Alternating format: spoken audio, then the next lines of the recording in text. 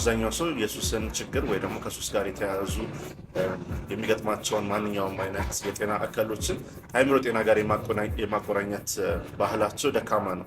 ስለዚህ ወደ አእምሮ ሐኪም በመምጣት እርዳታን የመጠየቅ ዝንባሌ ያን ያህል የዳበረ አይደለም። አብዛኛው ሰው በሱስ በሚቸገርበት ጊዜ ይሄ ልቀርፈው የማልችል ጉዳይ ነው፣ ከአቅሜ በላይ የሆነ ነገር ነው በማለት በዛ ውስጥ ሲታገሉ ረጅም ዓመታትን ሲሰቃዩ እናስተውላለን።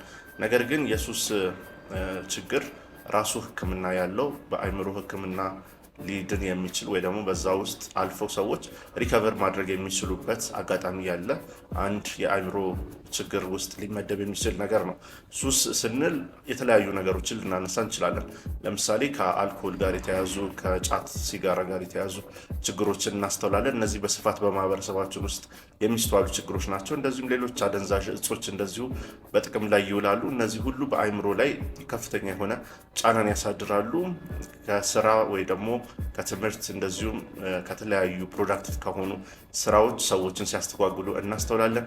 ከዛ በተጨማሪ ደግሞ ራሳቸው ሱሶቹ አእምሮ ጤና ላይ የሚያደርሱት ችግር አለ። የተለያዩ ዲፕሬሽን፣ ሳይኮሲስ የመሳሰሉ ችግሮችን ያስከትላሉ። ከዛ በተጨማሪ ደግሞ አካላዊ የሆኑ ጉዳቶችን እንደዚሁ ያስከትላሉ። ለምሳሌ አልኮልን በአብዛኛው የሚጠቀም ሰው ጉበቱ ላይ ጉዳት ይደርስበታል። ሲጋራን የሚጠቀም ሰው ሳምባው ላይ ጉዳት ይደርስበታል እና የመሳሰሉት።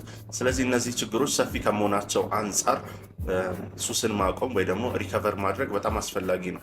ስለዚህ ይህንን ለማድረግ ሰዎች መጀመሪያ ፈቃደኛ መሆን መቻል አለባቸው። ፈቃደኛ በመሆን ወደ አእምሮ ሐኪም በመሄድ ሱስ ለማቆም ከፍተኛ ጥረት ማድረግ አለባቸው። ከዛ በተጨማሪ የቤተሰብና የጓደኛ ድጋፍ ያስፈልጋቸዋል። ቤተሰቦች አንደርስታንዲንግ ወይ ደግሞ ተረጂ መሆን መቻል አለባቸው። ሰዎችን ለማገዝ ነገሮችን በመረዳት በማበረታታት በሪከቨሪ ውስጥ በሚያጋጥማቸው ማንኛውም እንቅፋት ውስጥ አብረዋቸው በመሆን እንደዚሁ ሊረዷቸው ያስፈልጋል ማለት ነው።